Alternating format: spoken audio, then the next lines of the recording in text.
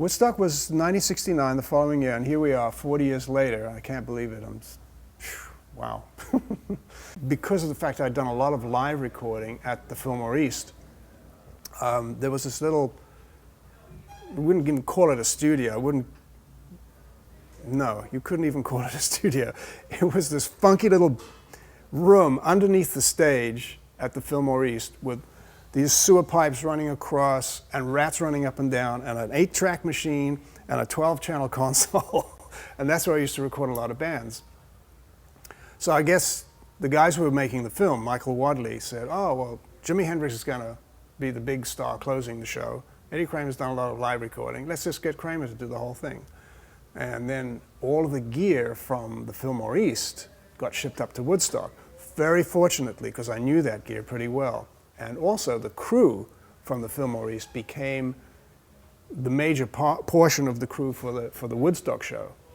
And thank goodness, because those guys really knew what they were doing.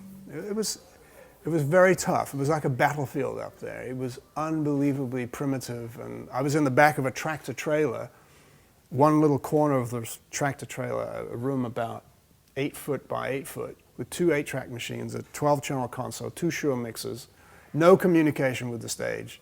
It was, you had to use the first song from each set to figure out where the stuff was, because it was a disaster. I mean, imagine being up for 3 days and 3 nights. I mean, I slept on the floor of the tractor trailer.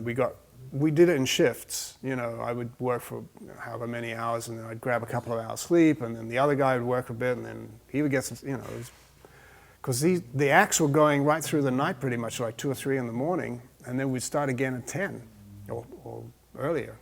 In fact, when Jimi Hendrix closed the show, it was Monday morning at, I think the first band, I think Sean and I went on before him at about 8:30. He went on about 9:10, if you can imagine that. So it was tough. It was very tough. So the medical crew for the staff said, well, we'll give you vitamin B shots, it'll keep you going. Okay, bam, in the ass. Oh, Jesus, God, did that hurt. But it did help, I guess, from what I remember. I just remember it hurting. Fortunately, Bill Hanley, who was the guy who designed the PA system for the Fillmore East, thank goodness, he was able to design a system for Woodstock that actually worked pretty well. And he used splitter boxes, so we only used 1 set of mics, which was cool. But they were all 58s, all Shure 58s, no condensers.